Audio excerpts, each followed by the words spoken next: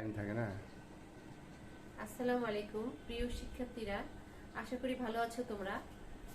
আজ আমি তোমাদের ন্যারেশন সম্পর্কে আলোচনা করব। ন্যারেশন সম্পর্কে আলোচনা করতে গেলে তোমাদের প্রথমেই জানতে হবে ন্যারেশন কি। ন্যারেশন, দেখো বোর্ডের দিকে তাকাও, আমি বোর্ডে লিখেছি ন্যারেশন হচ্ছে উক্তি। ন্যারেশন একটি অর্থ উক্তি, আর এই উক্তিকে প্রত্যক্ষ ও পরোক্ষভাবে বর্ণনা করার নামই ন্যারেশন। ন্যারেশন অর্থ হচ্ছে উক্তি। উক্তি মানে যেটা বক্তা বলেছে, আর এই উক্তিকে প্রত্যক্ষ ও পরোক্ষভাবে বর্ণনা করার নামই হচ্ছে ন্যারেশন। তাহলে ন্যারেশনে দেখো একটু উদাহরণ আমরা দিচ্ছি। Mila said I go to school. এখানে মিলা সেইড এর পর এখানে একটি কমা হবে। এখানে উপরে দেখো কমা দেখতে পাচ্ছি, ইনভাইটেড কমা। এই দুটো চিহ্নকে ইনভাইটেড কমা বলে। ইনভাইটেড কমার মধ্যে একটা সেন্টেন্স দেখতে পাচ্ছি, আর সামনে মিলা সেইড। তাহলে এই ধরনের সেন্টেন্স থাকলে এটা হচ্ছে ডিরেক্ট স্পিচ, এটাকে বলে প্রত্যক্ষ উক্তি। আর হচ্ছে Mila said that she went to school, এটা হচ্ছে ইনডিরেক্ট স্পিচ, এটা হচ্ছে পরোক্ষ উক্তি।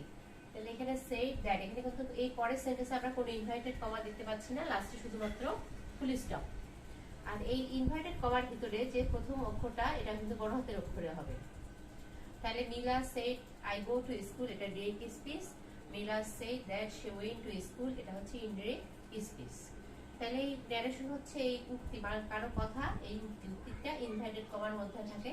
এই উক্তিকে যদি আমরা প্রত্যক্ষভাবে বর্ণনা করি এবং পরোক্ষভাবে বর্ণনা করি, তাহলে সেটা হচ্ছে ন্যারেশন।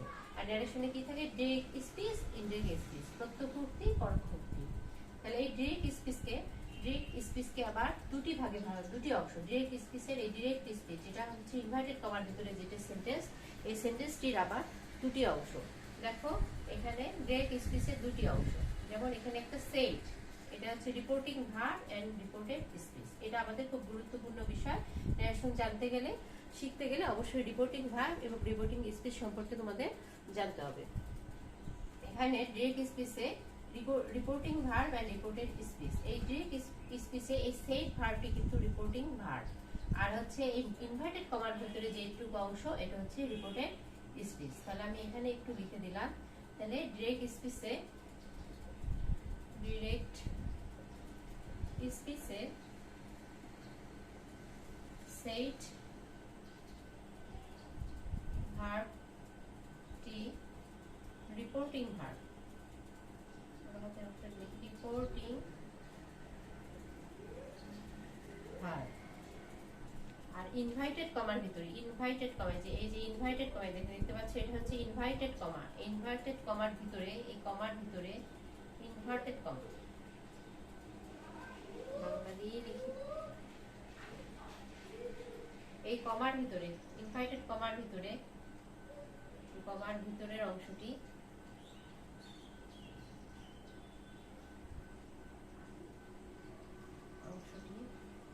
Reported speech.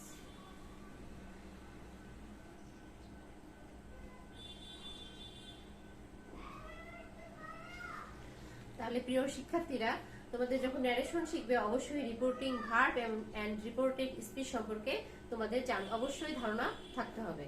তাহলে রিপোর্টিং ভার্ব হচ্ছে যে ডিরেক্ট স্পিচ, যেটা হচ্ছে আমাদের যে সেন্টেন্সটা ইনভাইটেড কমার মধ্যে থাকে, এটা হচ্ছে ডিরেক্ট স্পিচ। এই ডিরেক্ট স্পিচের সেইডটি হচ্ছে তোমাদের রিপোর্টিং ভার্ব, আর হচ্ছে ইনভাইটেড কমার ভিতরে যে অংশটি, এটা হচ্ছে রিপোর্টেড স্পিচ। তোমরা ভালো করে এটা শিখে নাও।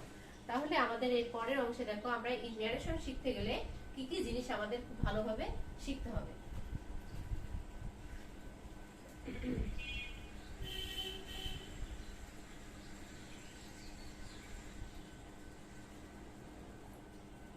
ন্যারেশন শিখতে গেলে অবশ্যই আমাদের 6টি বিষয় খুব ভালোভাবে শিখতে হবে। একটি হচ্ছে reporting verb and reported speech. Reporting verb আর হচ্ছে রিপোর্টেড স্পিচ। তাহলে রিপোর্টিং ভার্ব আর রিপোর্টেড স্পিচ, এটা আমরা কিন্তু শিখলাম। এখনই আমরা শিখলাম reporting verb and reported speech. এখানে আমি একটা এন্ড লাগাই, এন্ড রিপোর্টেড স্পিচ। এই একটু আগে আমরা এই অংশটুকু কিন্তু শিখেছি। এরপর তোমরা শিখবে 5 রকম সেন্টেন্স সম্পর্কে ধারণা। 5 রকম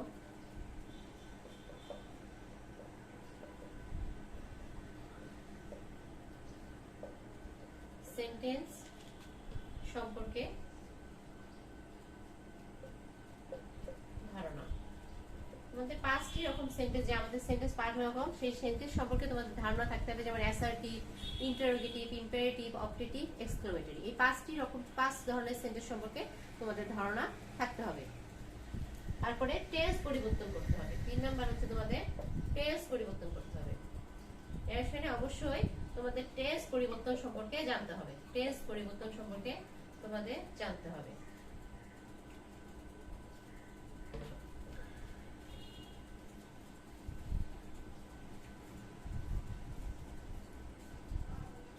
তারপর পার্সন পরিবর্তন সম্পর্কে তোমাদের জানতে হবে। পার্সন পরিবর্তন সম্পর্কে তোমাদের জানতে হবে। পার্সন পরিবর্তন সম্পর্কে জানতে হবে। তারপর তোমাদের সাবজেক্ট, অবজেক্ট এবং পজিটিভ সম্পর্কে জানতে হবে। সাবজেক্ট সংক্ষেপে লিখলাম, অবজেক্ট এবং পসেসিভ সম্পর্কে জানতে হবে। 6 নাম্বার অ্যাডভার্বিয়াল।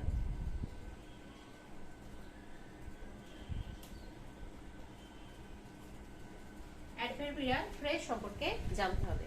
তাহলে 6টি অংশ আমি দেখে দিলাম, যদি যখন তোমরা ন্যারেশন এবং জানবে ঠিকভাবে ন্যারেশন করতে পারবে। এই 6টি অংশ যদি তোমরা ঠিকভাবে জানো, তোমাদের ন্যারেশন পরিবর্তন করাটা ইজি হবে। তাহলে ফার্স্ট আমরা হচ্ছে reporting verb and reported speech সম্পর্কে আজকে জানলাম। 5 রকম সেন্টেন্স সম্পর্কে আইডিয়া একটু নিব। টেন্স পরিবর্তন, পার্সন পরিবর্তন, সাবজেক্ট, অবজেক্ট, পজিটিভ সম্পর্কে জানা এবং অ্যাডভার্বিয়াল ফ্রেজ সম্পর্কে জানা। এই 6টি অংশ যদি আমরা ভালোভাবে শিখি, তাহলে ন্যারেশন শেখা আমাদের জন্য খুব ইজি হয়ে যাবে। তাহলে এরপর reporting and verb and reported speech সম্পর্কে যেহেতু জানা হলো, আমরা 5 রকম সেন্টেন্স সম্পর্কে জানি।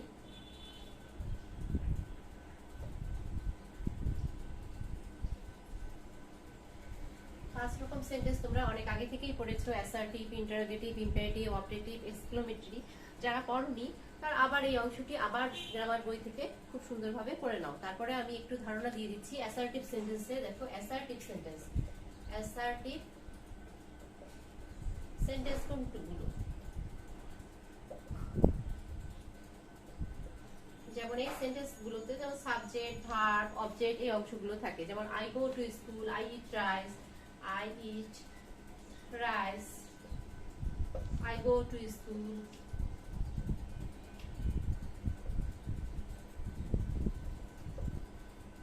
she plays football। এই সেন্টেন্স গুলো হচ্ছে অ্যাসার্টিভ সেন্টেন্স। এই সেন্টেন্স গুলো assertive sentence. Assertive interrogative,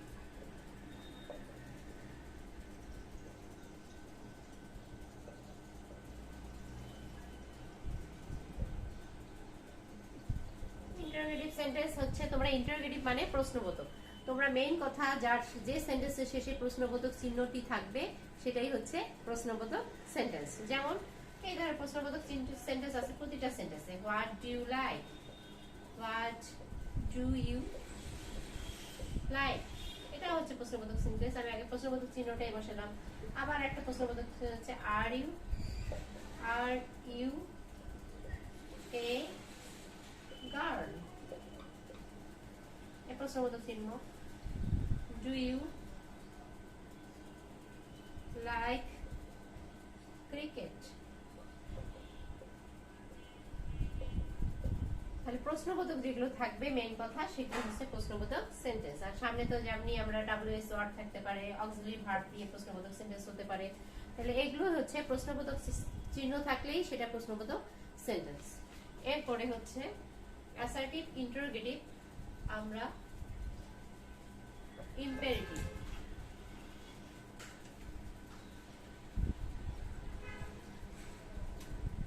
imperative sentence,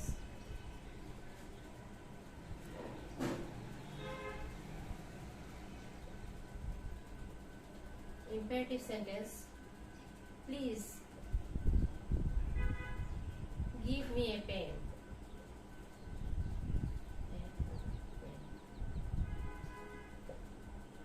অথবা let me do the work।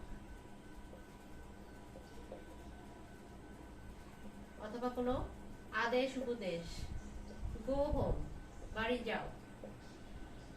Read the book, read the book. এগুলো হচ্ছে তোমাদের ইম্পারেটিভ সেন্টেন্স।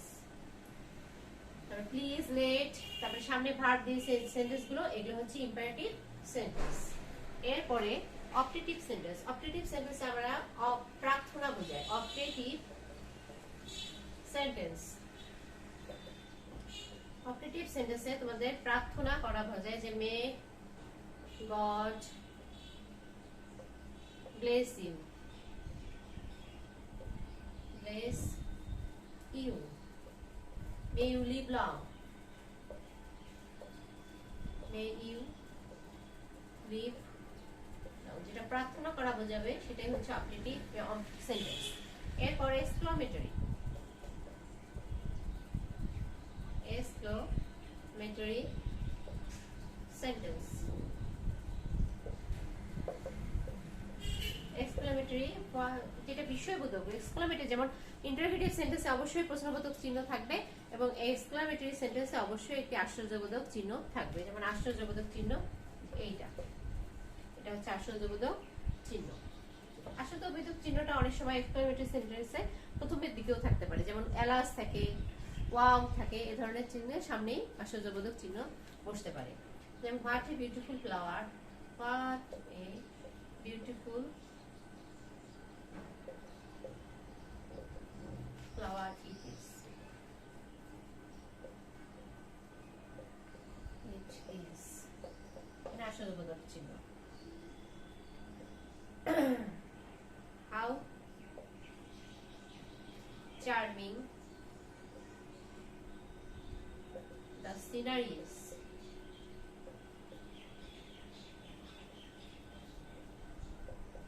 এটা হচ্ছে, তাহলে দেখো সেন্টেন্সে আমরা অবশ্যই আশ্চর্যবোধক চিহ্ন দেখতে পাচ্ছি। এক্সক্লামেটরি নোট, এটাকে ইংরেজিতে বলে এক্সক্লামেটরি নোট। এরকম চিহ্ন থাকলে অবশ্যই আমরা এটা এক্সক্লামেটরি সেন্টেন্স। তাহলে আমরা প্রথমেই রিপোর্টিং ভার্ব এন্ড রিপোর্টেটিভ স্পিচ সম্পর্কে জানলাম।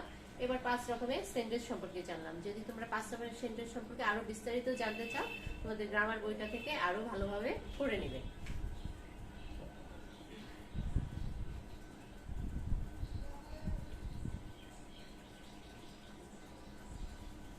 প্রিয় শিক্ষার্থীরা, তোমাদের ন্যারেশন শিখতে গেলে আরেকটি বিষয় অবশ্যই শিখতে হবে, সেটা হচ্ছে টেন্স পরিবর্তন।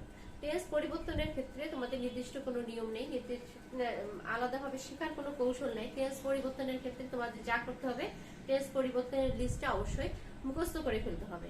টেন্স পরিবর্তনটা মুখস্থ না করলে তোমরা এটা ন্যারেশন করতে পারবে না, করা সম্ভব নয়। এবং টেন্স সম্পর্কে তো অবশ্যই জানতে হবে। তোমরা আগে থেকে টেন্স শিখে আসছো, ক্লাস 7 আবার টেন্সটা তোমরা ঝালাই করে নিও। এবং টেন্স পরিবর্তন তোমাদের কি নিয়ম, কোন টেন্স থাকলে কোন টেন্সে পরিবর্তন হবে, এটা তোমরা চারটি একদম মুখস্থ করে ফেলবে। তাহলে প্রিয় শিক্ষার্থীরা, টেন্স পরিবর্তনটা তোমাদের আমি লিখে দিলাম এখানে, তোমাদের বইয়েও আছে টেন্স পরিবর্তন।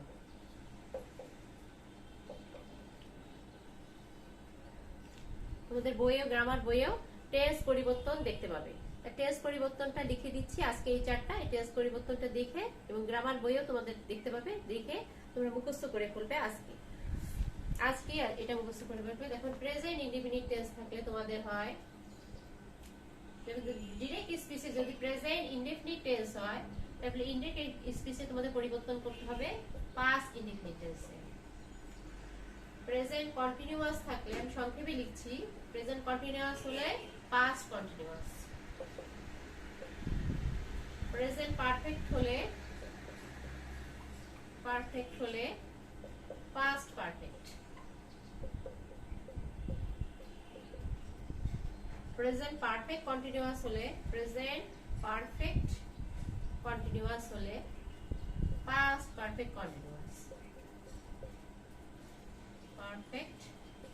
কন্টিনিউয়াস। আবার পাস্ট ইনডিফিনিট হলে পাস্ট পারফেক্ট। এখানে আবার পারফেক্ট থেকে শুরু হলো, কিন্তু তোমাদের মনে রাখবে এভাবে যে পাস্টের ক্ষেত্রে পারফেক্ট থেকে শুরু হয়েছে, পাস্ট পারফেক্ট। পাস্ট কন্টিনিউয়াস হলে past perfect continuous, past perfect continuous. Past perfect হলে এটা কোনো নো চেঞ্জ, এটা কোনো চেঞ্জ হবে না, এটা পরে ডিরেক্ট ইনডাইরেক্ট স্পিচেও তাই হবে। পাস্ট পারফেক্ট ব্র্যাকেটে লিখে রাখো নো চেঞ্জ, কোনো পরিবর্তন হবে না এটা। তারপর ফিউচারের ক্ষেত্রে, তোমাদের ফিউচারের ক্ষেত্রে, ফিউচার টেন্সের ক্ষেত্রে, ফিউচারের ক্ষেত্রে সব ফিউচার ইন দা পাস্ট হবে। Future in the past, future in the past মানে শ্যাল থাকলে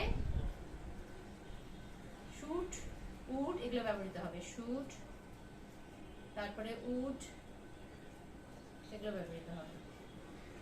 তারপরে আরো কিছু, যেমন আরেকটা অংশ এখানেই আমি লিখে দেই, মে থাকলে কি হবে, মাইট হবে, ক্যান থাকলে কি হবে, মাস থাকলে কি হবে। যদি তোমাদের ডিরেক্ট স্পিচে মে থাকে তাহলে হবে মাইট, ক্যান থাকলে হবে কুড, আর মাস থাকলে হবে had to, had to, had to. তাহলে প্রিয় শিক্ষার্থীরা, তোমরা এতদূর পর্যন্ত অবশ্যই ভালোভাবে পড়ে নেবে এবং এই লিস্টটা তোমরা মুখস্থ করে ফেলবে এবং সেন্টেন্সের 5 রকমের সেন্টেন্সের ভালো সেন্টেন্স সম্পর্কে ভালোভাবে জানবে। তোমাদের আজকে এই পর্যন্তই ন্যারেশন সম্পর্কে, আর বাসায় তোমাদের তারপরেও আমি আরো কিছু পড়া দিয়ে দিচ্ছি, যেমন তোমার বাসায় আরো পড়বে ন্যারেশন সম্পর্কে, তো পড়বেই, হোমওয়ার্ক ন্যারেশন তো থাকলোই, তার সাথে ডায়লগ, ন্যারেশন থাকলোই, তার সাথে তোমার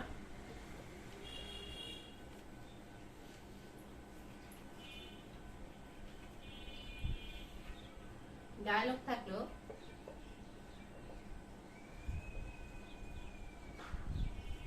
ডায়লগ এ বি। আমি সিলেবাসে ডায়লগ দিয়েছি, যেমন এইম ইন লাইফ আর প্রিপারেশন ফর ইউর এক্সাম, এই দুটো ডায়লগ তোমাদের থাকলো এবং সিলেবাসে তোমাদের এই দুটো ডায়লগ দেয়া হয়েছে। তাহলে প্রিয় শিক্ষার্থীরা, আজ এ পর্যন্তই। ভালো থাকো, সুস্থ থাকো, আল্লাহ হাফেজ।